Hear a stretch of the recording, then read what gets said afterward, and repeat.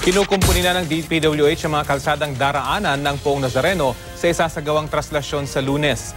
Maging ang mga nakaharang sa ruta ng Poon, sinimulan na ring tanggalin.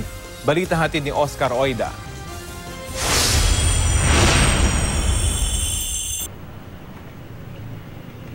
Kaliwat kanan na ang pagkukumpuni ng mga tauhan ng DPWH sa mga baradong manhole, bukas na estero at pagsisemento ng mga sirang kalsada na posible raw daanan ng traslasyon sa lungsod ng Maynila. Ilang araw na lang kasi, pista na ng itim na Nazareno. Sa Villalobos Street nga, may mga naiipon pa rin tubig malapit sa bangketa, bunsod ng mga baradong kanal. Grabe ba ang mga bara? Ay, may mga bara lang na nakakalusot naman yung mga kawayan namin. Makakalusot yan. Makiklear yan. Katulad yung mga nando na iayos na rin namin. Sa Arlegue Street naman, na inaasahang dadaanan din ng prosesyon, makitid pa rin bunsod ng magkabila ang pagparada ng mga sasakyan. Puno naman ang tindahan ng Carlos Palanca Street sa tapat ng Quinta Market na nagpapasikip ng traffic.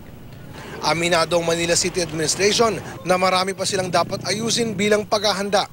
Inikot na po namin yung rota na dadaanan. And we were able to identify areas which needs to work on.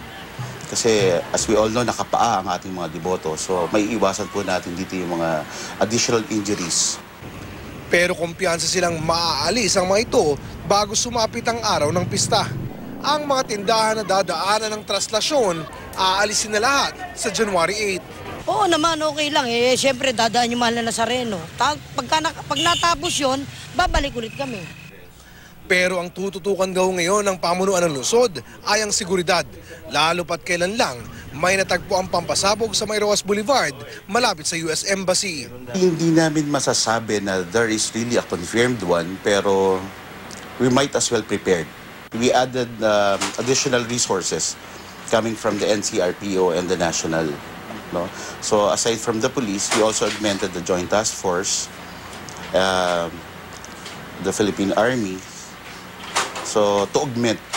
Aabot rin sa 1,200 na kawani ng MMDA ang ide-deploy sa pista ng Quiapo. Maglalabas din ang MMDA ng rerouting scheme bunsod na mga isasarang kalsada. Generally naman hindi nagbabago kasi yung rota naman din yan hindi nagbabago. But ano po yun, talagang ang estimate nila is about 12 million people na magdadagsa. Mahigpit pa rin ipatutupad ang liquor ban sa lungsod ng Maynila. Ang problema, di naman daw lahat ng deboto sa Maynila lang manggagaling. Pinakikiusapan din ng mga dadalo na wag nang magsama ng mga bata. Idiniklara na rin ng Manila na holiday sa Lunes. Ang Pangulong Mayor po nagbigay ng konsiderasyon para po sa ating mga namamanata. Oscar Oida, GMA News.